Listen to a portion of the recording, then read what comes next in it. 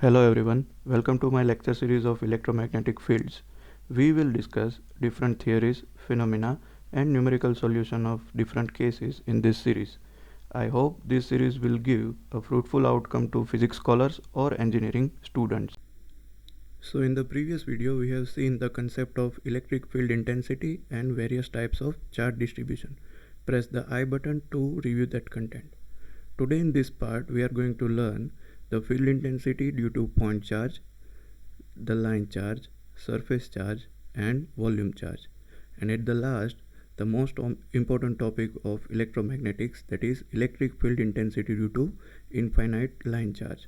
So let us begin. So electric field intensity due to any point charge at given point can be determined by the equation below. And the equation that we have derived in our last video was E bar equals to KQ upon magnitude of R cube into R bar. Fine. Here R is a distance vector.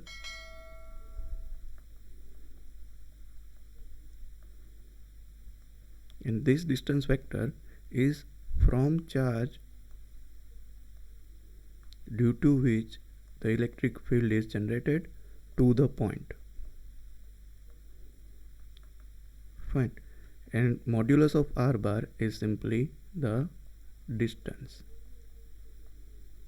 So if we want to realize in a graphical manner, then let us assume a three-dimensional Cartesian coordinate system in which a positive charge of q coulomb is placed at origin. So as you can see, I have placed a positive charge on the origin and I have some particular point P in a space which is having the coordinates ax. So let us name this point as A. So this point A is having coordinates ax, ay and az. So the distance vector over here will be defined from the charge to point A.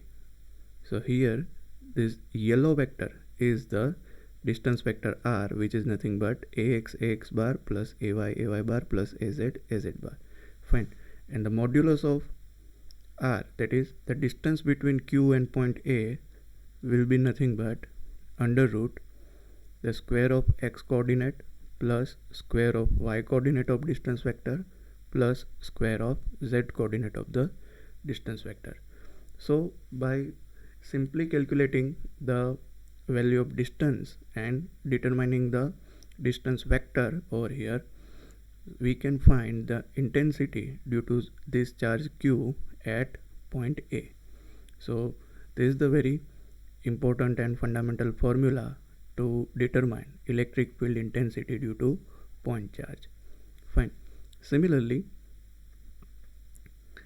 here the direction of intensity will be same as the direction of electric force or electrostatic force.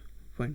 So if we put a test charge over here, fine, then this is positive charge, this is also a positive charge, hence the force of repulsion will be there. Now let us understand how to find electric field intensity due to line charge. So electric field intensity at any point due to line charge can be obtained by integrating the field intensity due to differential length of that line charge over the full length of line. So let us visualize this thing. So again we are taking three-dimensional Cartesian coordinate system and I have placed a finite line charge with line charge density as rho L coulomb per meter. So as you can see, the line charge is placed on z-axis. Fine. You may represent in anywhere in this three-dimensional space. Fine. But just for instance, I have shown it on z-axis. So it span more amount in positive z-axis and some amount of line also lies in negative z-axis. And again there is a point having its x, y and z coordinate as ax, ay and az. So let us name this point as point A. Now how to find the see here, rho L is a charge density. That means some positive charge is distributed throughout the length of line. So what we will do, we will first assume a small length or small differential length on the line. Let us name it as dl. So as you can see, this yellow vector is a small differential length, and we will first find the electric field intensity due to this length dl. Fine. So this is the distance vector from dl to point A, and this will be the direction of differential field intensity. Then we will integrate this dE throughout the length. Fine. So what will be the procedure? So first we will find the electric field intensity due to this differential length dl. So it can be defined as k dq, because the charge on differential length is a small charge dq, modulus of r square ar bar, and if we expand this unit vector, then we will get this equation k.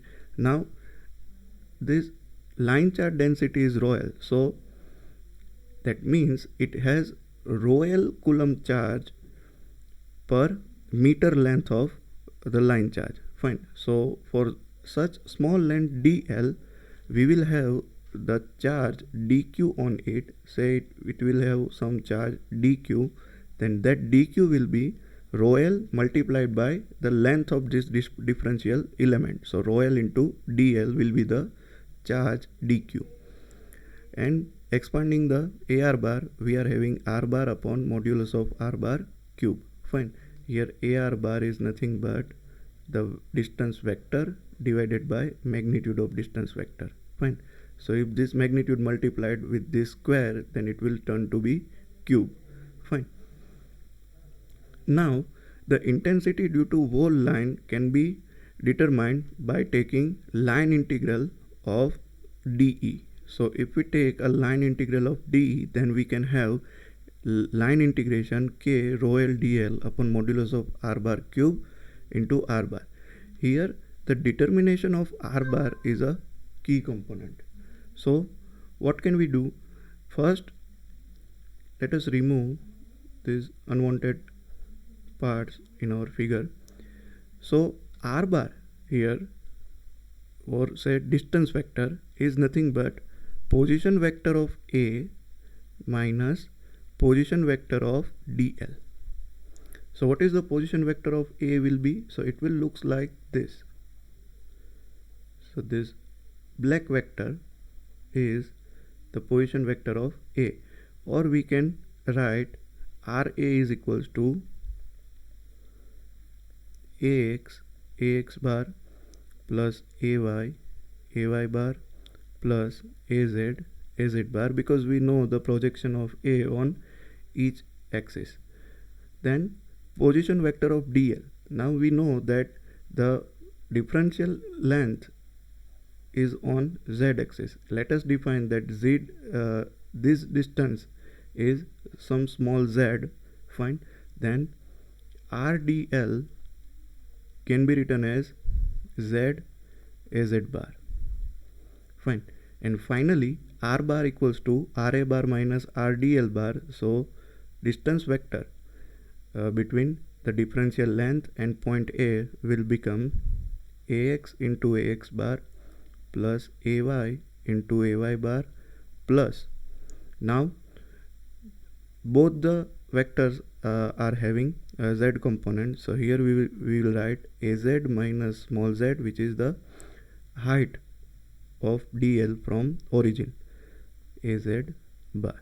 Fine. So this will be our distance vector when we calculate the field intensity due to line charge. Once we obtain this vector, we can easily find its magnitude. Fine. And we just need to integrate. Let us say this is going minus 2.5 in negative z direction, and it is going plus 5 in positive z direction. So we will simply take a line integral as integration from minus 2.5 to plus 5 k which will be constant, rho L will be either constant or some function of coordinate. So if the charge distribution is uniform, then rho L will be constant. Otherwise, it will be a function of some coordinates. Fine. Here dl can be written as z dz divided by magnitude of r cube, and r bar can be written as r a bar minus r dl bar. Fine. So in this manner, if we integrate, then this will become z square by 2. Fine. And further calculations can be done.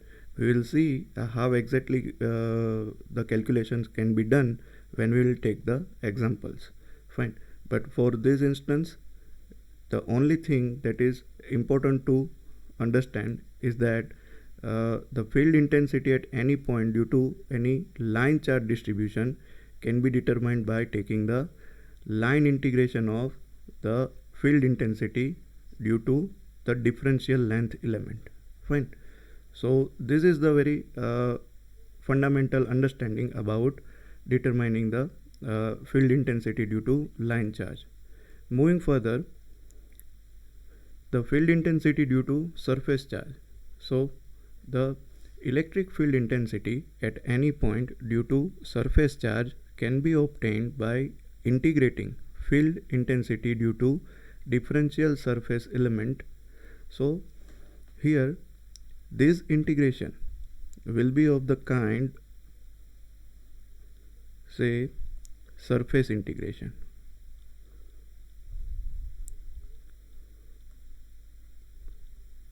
Fine. So surface integration includes double integration, because surface is spanned in any two directions. Fine. So we need to take integration in both the directions. So let us understand how can we find this. So we are assuming a three-dimensional Cartesian coordinate system, and a finite surface is placed on xz axis. So as you can see, the surface with rho s as surface charge density is placed on xz plane. So,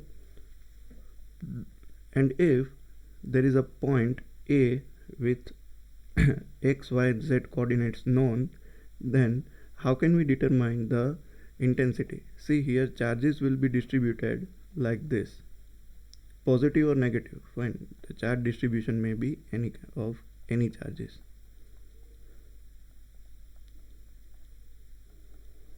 So either it will be uniformly distributed or non-uniformly distributed. If the charges have been distributed uniformly, then rho s will be constant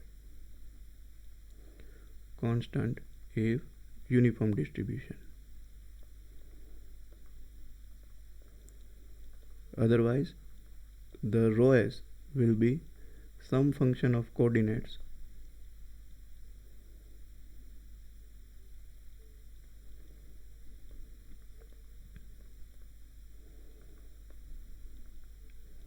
if non-uniform distribution.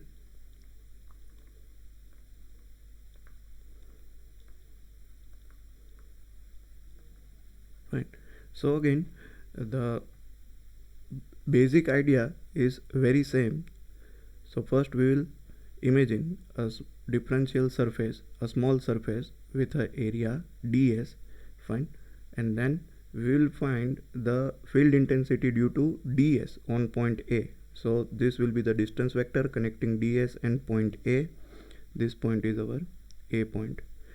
And first we will determine the field intensity due to ds, and then we will take integration of dE over whole surface. Right? But this time the nature of integration will be surface integration. So E bar can be finally found as surface integration of dE, which is nothing but k into rho s ds divided by modulus of r cube r bar. Here again, r bar can be determined by following manner. Say we have a position vector of A So this will be our A bar, and this is the position vector of ds. Fine. So R bar is nothing but position vector of A minus position vector of ds. Fine.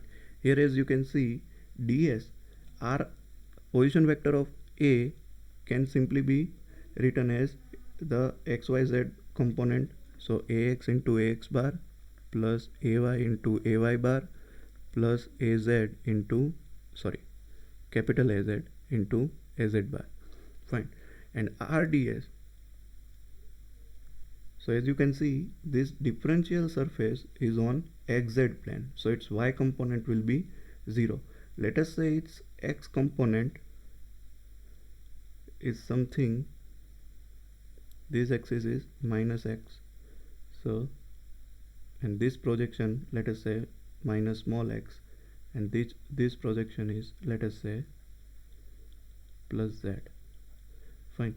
Then rds bar can be written as minus x ax bar plus z az bar, because this differential surface is on xz plane, so y component will be 0, and r bar will now become ax plus x ax bar plus ay bar plus az minus z az bar. Okay, so once we got the distance vector, then every calculations will be very easy. Just the change from the previous one will be that this surface integration will include double integration. Fine. Here ds can also be written as say dx dz ay bar. Fine. So ds is nothing but dx dy az bar. Fine. Where dx is the small length of differential surface element and dz is the height of differential surface element. Fine. So in this case we need to perform double integration. Okay. Again, when we will take examples, you will have the better understanding that how can we solve for the actual given cases. Okay. Moving further, the electric field intensity due to volume charge. So electric field intensity at any point due to volume charge can be obtained by integrating field intensity due to differential volume element. So if we take the three-dimensional space and a volume, so for an example I have taken this cube as three-dimensional volume. It is not necessary that every time any charge distribution will have the regular shape. Fine, it may be of irregular shape, but the logic behind the calculation will not change. So this volume is having a volume charge density as rho v coulomb per meter cube, and one point A on the space is given with coordinates ax, ay and az. So how to determine the intensity? See, here charges can be distributed uniformly or non-uniformly. Fine.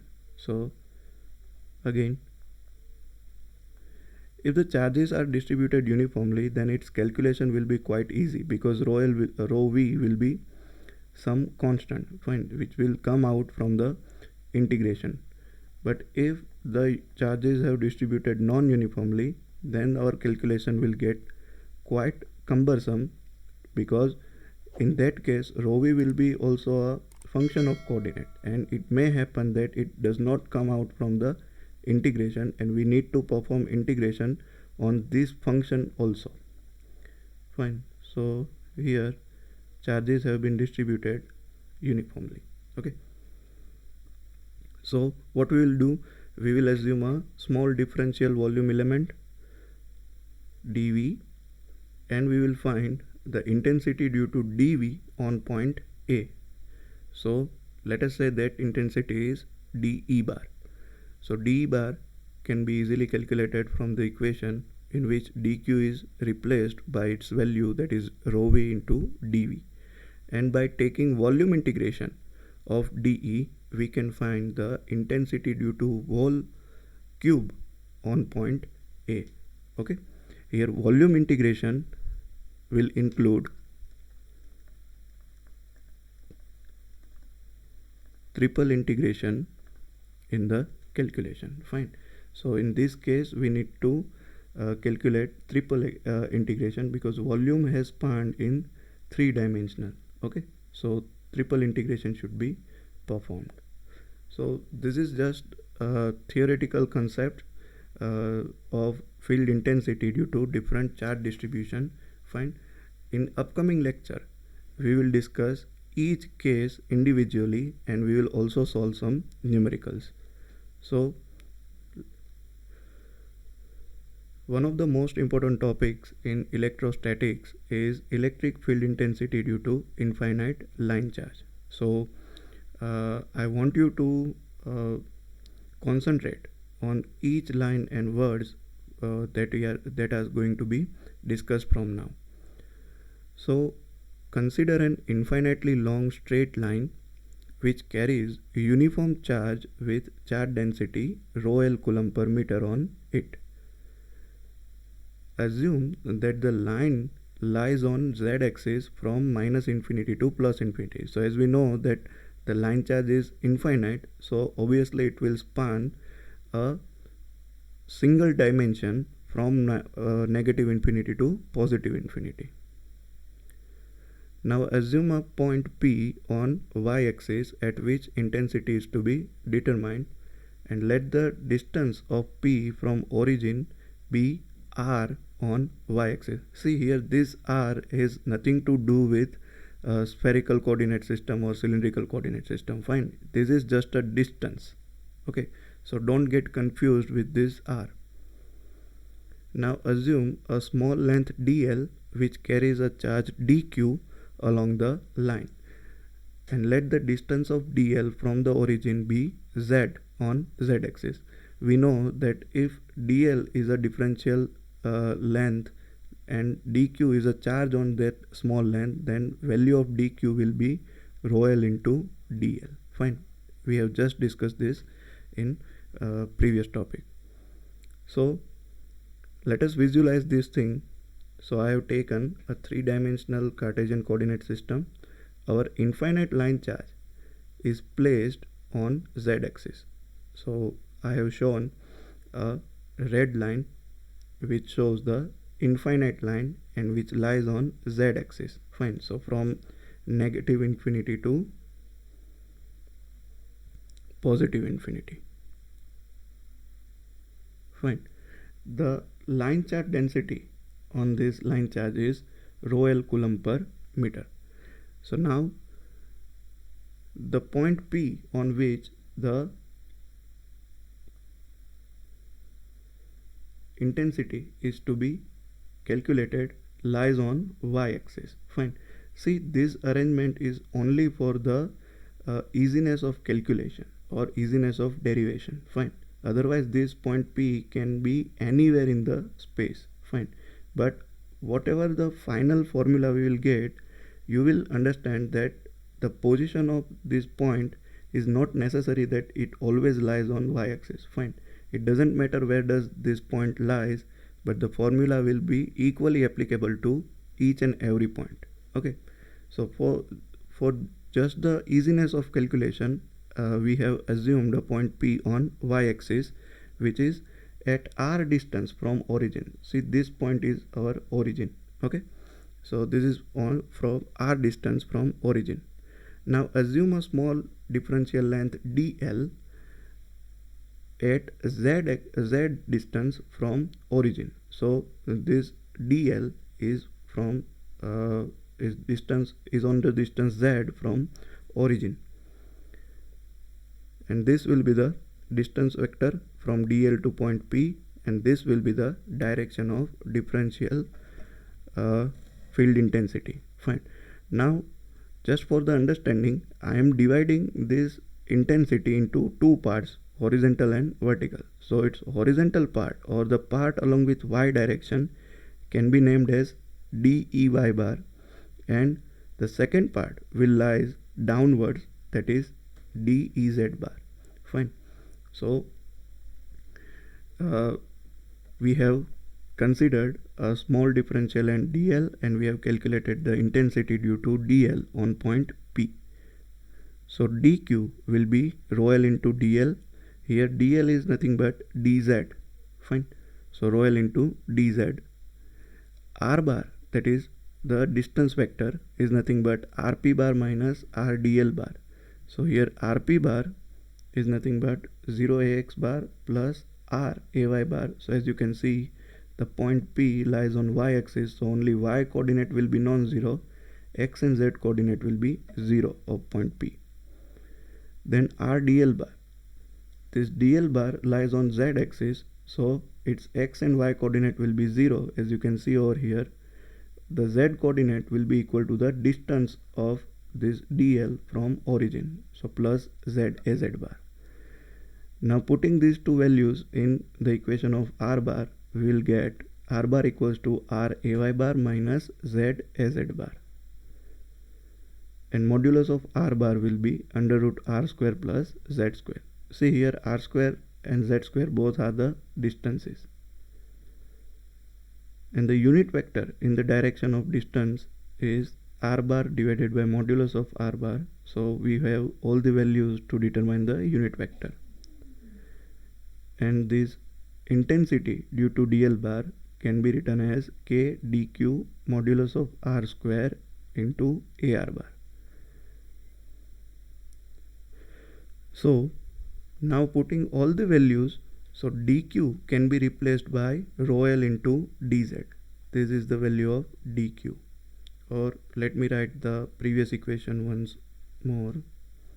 Previously we have discussed as d bar is equals to k dq upon modulus of r bar square into ar bar. So from this equation, if we put dq is equals to rho l into dz, k is nothing but 1 upon 4 pi epsilon 0. Modulus of r bar square is under root r square plus z square whole square into ar bar, which is the unit vector. See, this will be the ar bar, the unit vector in the direction of distance vector. So r ay bar minus z az bar divided by its magnitude, which is nothing but under root r square plus z square. So for every charge on positive z-axis, there is an equal charge on negative z-axis as well. So if we have this small charge dq at z distance on positive z-axis, then similar charge dq can also be imagined at negative z distance. Fine. So let us say that that differential length is dl dash. Fine. And if we calculate the intensity due to dl dash, then what will happen? See, this will be the distance vector from dl dash to point A, and this will be the intensity due to dl dash. Again, if we divide this intensity into two parts, then one part will lies along y-axis and second part will lies along z-axis. So as you can see that this dEz prime and dE bar both have equal magnitude and opposite direction. So these two elements will cancel each other, or the net effect on z-axis will be 0. Fine. And we can say that the only salient effect will only be on y-axis. Okay. So we can eliminate this term minus az bar from the calculation. If we do not eliminate this term and keep it as it is, then in the final equation this term will get 0. Fine. But at this point only we understood that the field intensity will have 0 effect on z-axis, so it is better to eliminate this term from this point itself. Fine. So that we can save our calculation and save our time. Fine. So this is the very genuine and reasonable argument why to eliminate this term minus z az bar, because intensity will have no effect on z axis. So the z component of field intensity at point P will cancel each other and only y component of E bar will exist. So from now onwards we will eliminate the z component. So eliminating the z component, our dE will be of form rho L dz divided by 4 pi epsilon 0 multiplied by the square of under root r square plus z square into r ay bar divided by under root r square plus z square. Simplifying it further, so now if we want to find the intensity due to this infinite line charge, then we will integrate the equation over z-axis from negative infinity to positive infinity, because the span of line is infinite, and we can obtain total electric field intensity on point P. So E bar is nothing but integration from negative infinity to positive infinity rho L r dz. Now we have multiplied this term, so numerator will be rho L r dz divided by the denominator will be 4 pi epsilon 0. Now this is under root r square plus z square, and this is under root r square plus z square square. So here it will be r square plus z square multiplied by r square plus z square raised to 1/2. So if such multiplication is there, then it will be r square plus z square. The power will be added, so 1 plus 1 by 2, and it will become r square plus z square raised to 3 by 2. So this term r square plus z square raised to 3 by 2 have came from this logic, and here I have put ay bar aside because this shows only the direction of field, fine, nothing else, because this is have no connection in any calculation of this integration part. That is why I have put it aside. Okay, moving further, now such integration is very difficult to handle, because as you can see, if we want to integrate with respect to z, fine, then the another z term is in the denominator with power 3 by 2, fine, and again the integration is from minus infinity to plus infinity, so it may lead us to some indeterminate form. So here it is very important to manipulate the variable. So let us try to manipulate the variable. So let the theta be the angle that distance is making with y-axis. So this angle is our theta. So, and if it is so, then this triangle, see, let me give a point, say this is point P, this is our origin, so point O, and this is our point capital L, fine. So this triangle will be a right triangle, and tan theta can be defined as, say, for this right angle triangle, tan theta is a ratio of opposite side divided by neighboring side. So opposite side is nothing but z divided by neighboring side is nothing but r, fine. So we can say z equals to r tan theta. So putting z equals to r tan theta, then dz will become r. It is a constant because it's a distance of point P from the origin, fine. So this will be constant. The differentiation of tan theta will be sec square theta d theta, fine. So in this way we have manipulated the variable dz. Okay, so for z equals to plus infinity, theta will be pi by 2, and for z equals to minus infinity, theta will be minus pi by 2, fine. This is nothing but the product of this equation, fine. If we put z equals to plus infinity, then this equation will become r tan theta. If r goes into the denominator, then tan theta will still be plus infinity, because you divide infinity with any number, it will still be infinity. And theta equals to tan inverse plus infinity, which is nothing but pi by 2. Same way, if we put z equals to minus infinity over here, so minus infinity will be equal to r tan theta. Again, tan theta will be minus infinity and theta will be tan inverse minus infinity, which is nothing but minus pi by 2. Fine. So we have manipulated the variable, and as well as we have also manipulated the lower and upper limit of integration. Fine. So from now we will use these manipulated variables and manipulated limits for the integration. So in this equation we are going to put z equals to r tan theta and dz equals to r sec square theta d theta. Fine. So this dz will be replaced by this term and this z square will be replaced by this term. Okay. So doing so, our limit will also be changed. It will become minus pi by 2 and this upper limit will become plus pi by 2. Okay. So our final equation will be integration from minus pi by 2 to plus pi by 2. Rho L into r will be same.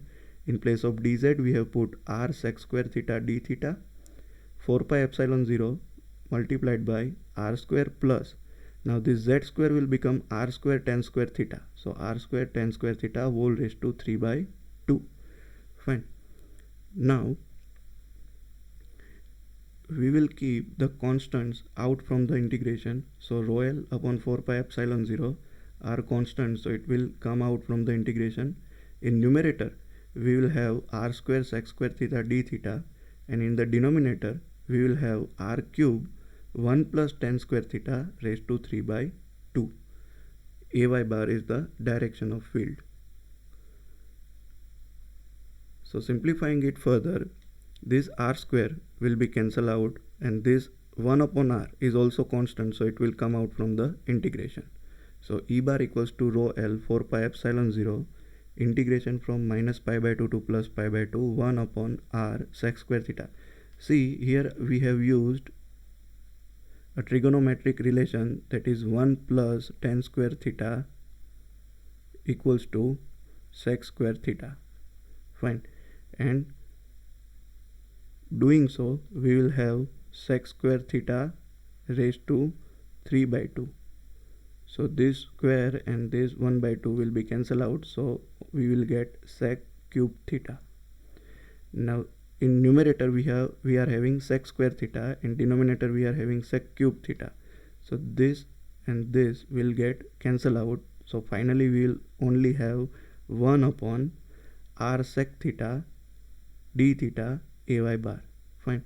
So integration is considerably reduced from the previous one, and this is the benefit of variable manipulation. So E bar will be rho L 4 pi epsilon 0 integration 1 upon r sec theta d theta ay bar. So r being constant will come out from the integration, and 1 upon sec theta is nothing but cos theta d theta ay bar, and integration of cos theta with respect to theta is nothing but sin theta, and we have applied the same limit, that is minus pi by 2 to pi by 2 on the integrated part. Fine. Putting the values over here, we will have E bar equals to rho L upon 4 pi epsilon 0 r sin pi by 2 minus sin minus pi by 2. So sin pi by 2 is 1 and sin minus pi by 2 is minus 1. So 1 minus minus 1 will become 2. So it will become 2 rho L upon 4 pi epsilon 0 r ay bar, and finally the equation will become rho L upon 2 pi epsilon 0 r ay bar. So E bar equals to rho L upon 2 pi epsilon 0 r ay bar Newton per coulomb or volt per meter. See, this equation is only applicable for this case. Okay, if you want to write the generalized equation, then we can write E bar equals to rho L upon 2 pi epsilon 0 r AR bar, where AR bar is the unit vector in the direction of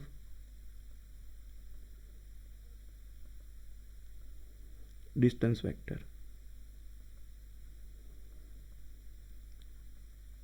Fine. So it doesn't matter where this point P lies in the space. This equation is equally applicable for the any position of point. Fine. The only change will be we need to consider the direction of unit vector in the distance vector. Okay. So this is the generalized form of the equation from which we can calculate the field intensity due to infinite line charge on any point. And the bonus point, that is field intensity due to infinite line charge, will have no component of it along the direction of line charge distribution. So as we can see, the line charge is placed on z-axis, so the field intensity will have no component on z-axis. Okay, so it doesn't matter how the line charge lies. Say for example, I have another line charge lies in very random way in three-dimensional space. Fine. And a point P is there, then final intensity will be only in this direction.